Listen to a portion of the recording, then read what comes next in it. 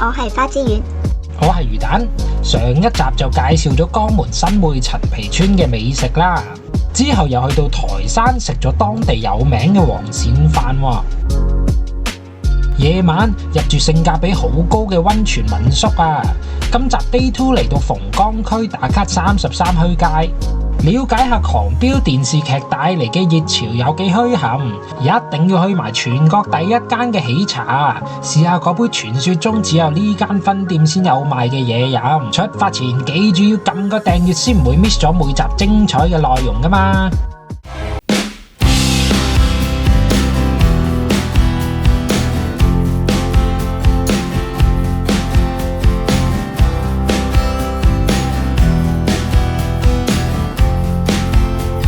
早晨啊，晨早流流凍冰冰，最啱再浸一次室內嘅溫泉，為跟住落嚟嘅行程熱定身啦。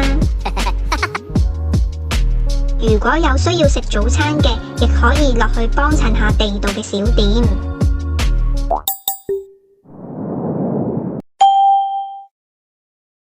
跟住坐車嚟到鳳崗區呢邊逛下33墟，呢度可以話係江門城區嘅發源地，係最早開闢墟集擺攤買賣商品嘅地方，可以見到四處古舊嘅騎樓啊，仲好大程度咁保留住呢度老街嘅原貌。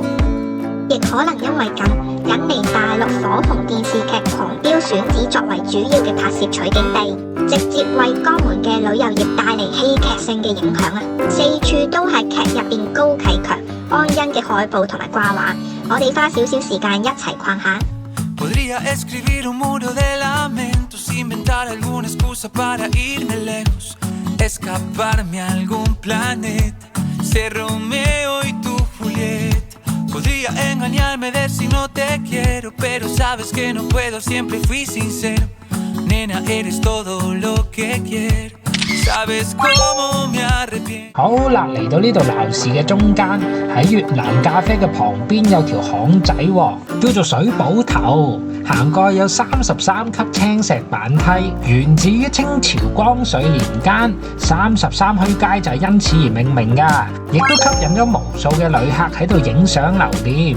沿住呢度10級以上就到咗墟頂街啦。往左手邊行幾步就見到呢間鋪面，一啲都唔起眼，但係總係排住一條長長人龍嘅鋪頭。鄭師傅綠豆餅，綠豆餅嘅外皮酥脆，入邊嘅餡料甜鹹相宜，10幾蚊已經有得啦，絕對係手信嘅首選嚟㗎。沿住條斜路慢慢行落去，巷仔嘅左右兩邊依然係強哥嘅地頭，連髮型鋪都主打強哥強嫂嘅造型，果然犀利。Ready, go!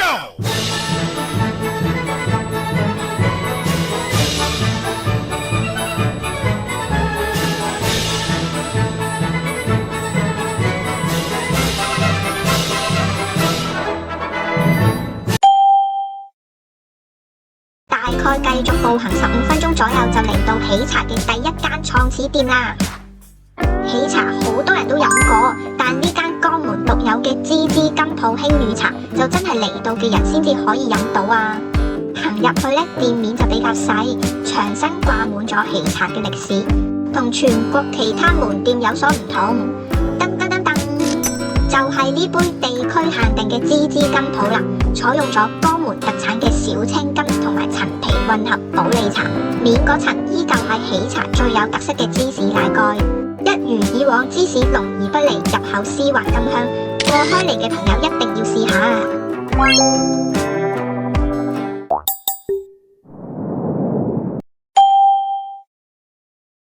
中午嘅時候又到咗揾食嘅時間啦，唔知點解江門特別多東北菜食嘅呢？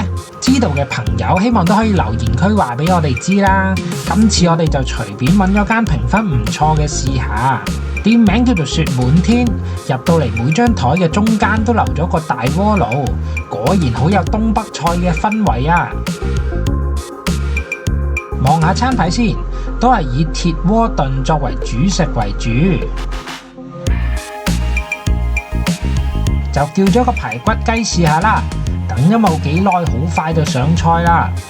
哇，第一次食東北菜真係夠晒大鑊啊！開咗蓋之後，店家即場咧將啲粟米餅搓勻，再貼喺鍋邊將佢煮熟。對我哋大鄉里嚟講，真係好有特色啊！再閂翻個蓋，等多8分鐘先食得。台下嘅爐火真係燒得好旺啊！坐一陣咧都出晒汗啊！所以東北菜咧都係真係冬天嚟食比較適合。一直都聽人講東北菜係以大份為賣點，估唔到入邊嘅配料都咁巨型噶，類似荷蘭豆喺呢度叫東北油牛角 ，size 就大得多啦。粟米餅係分開裝起之後就可以起凍啦。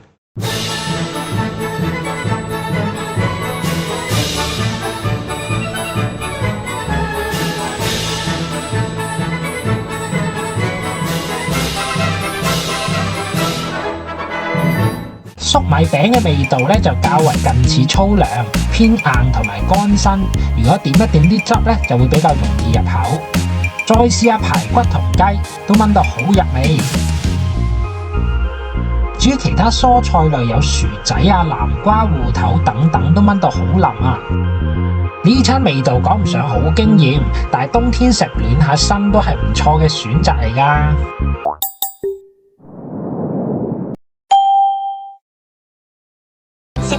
又出發去行山運動下啦，嚟到江門比較出名嘅貴峰山。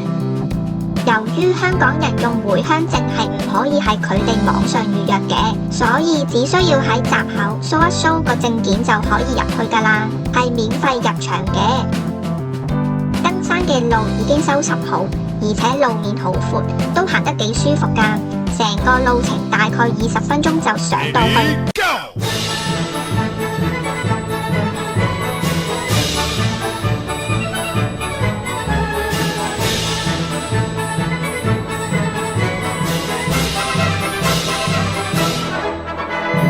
行到見到呢個牌坊就係代表到咗噶啦。玉台寺建於漢朝，係廣東4大佛教寺廟之一。喺日軍侵華嘅時間拆毀過，1986年重修好。寺廟主要由天王殿、大雄寶殿同觀音殿組成。嚟參拜嘅善信都好多啊，香火鼎盛。網上流傳話呢度都幾靚嘅，可以參觀嘅地方唔算多，大概花半個鐘至1個鐘，乜都行完噶啦。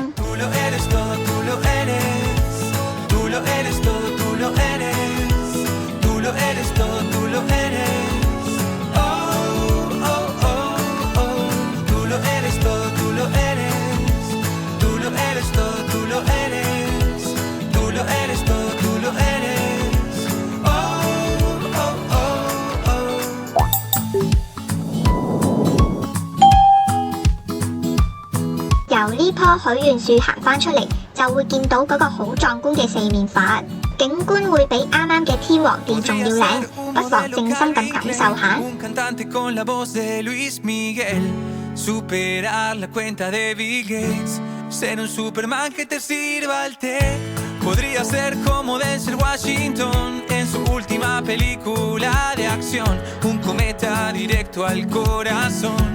A una estrella ser la canción. No tengo mucho más que decir. Baby, I'm sorry, no te quise herir. Sabes que mi mundo gira para ti. Eres todo para mí. 落山嘅方法有2種，徒步落返山固之然係得啦。我哋咧就為咗拍攝更多嘅景觀同埋路線俾大家做參考，不惜重本俾多13蚊搭觀光車落返去啊！就喺呢個觀光車售票處嗰度買飛就可以噶啦。上咗車之後啊，司機神色凝重咁樣千叮萬囑我哋要帶好安全帶喎。我心諗咁嘅一架車仔快得去邊啊？不過都依然聽話帶好咗。點知開車嘅一瞬間啊，大哥知錯啦！原來呢個先係狂飆真正嘅拍攝現場嚟噶，成個感覺好似坐緊過山車。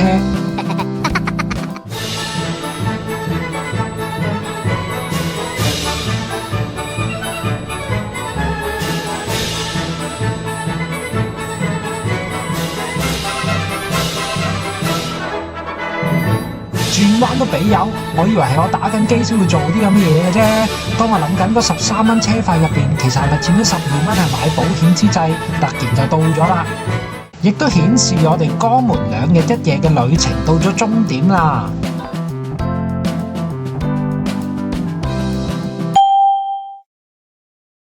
下一集我哋去咗潮州同埋汕頭玩翻個3日2夜，當然要試下佢嘅潮汕牛肉同埋沙茶醬啦，仲有勁爆新鮮嘅海鮮鍋，特色嘅嘢飲同埋掃街。記得啊，臨走之前俾個讚好。我哋潮州再見啦，拜拜。我哋下條片再見啦！鍾意呢條片記得撳 like、share 同埋訂閱。